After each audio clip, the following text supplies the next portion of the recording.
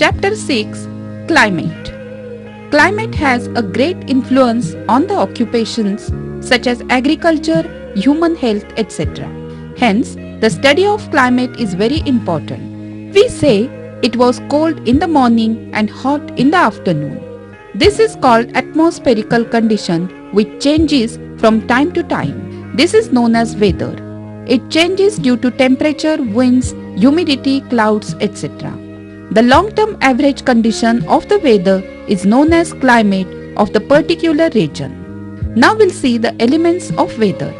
Temperature, atmospheric pressure, winds, clouds, precipitation are the elements of weather. First we'll see temperature. The earth's surface gets heated by the sun's rays. Hence the air near the surface gets heated first, so its temperature is higher, and it decreases as we go further away from the earth. Temperature also varies as per the latitude, height above sea level and distance from the sea. Second, atmospheric pressure. Air has weight, hence it exerts pressure.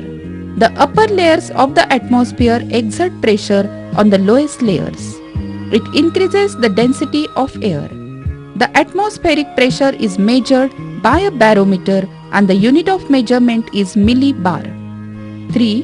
Wind. Air moves horizontally from an area of high pressure to the low pressure area. Its speed is measured in kilometers per hour by an anemometer. 4. Humidity. It means the amount of water vapor in the atmosphere. The moistness or the dryness of the air depends upon atmospheric humidity. Rainfall also depends on this humidity. The dry and wet bulb thermometer is used to measure the humidity. It is given as a percentage. Then next, clouds. Due to sun rays, the vapor is formed in water bodies. This vapor mixes with the atmosphere and then converted into water droplets around the dust particles. It is known as condensation. The collection of such minute water particles is known as cloud. We get rainfall from clouds. This is called as precipitation. Now we'll see the forms of precipitation: rain, snow, hail, etc. The clouds rise higher and higher. The temperature is lower, so the water particles turn into bigger drops of water.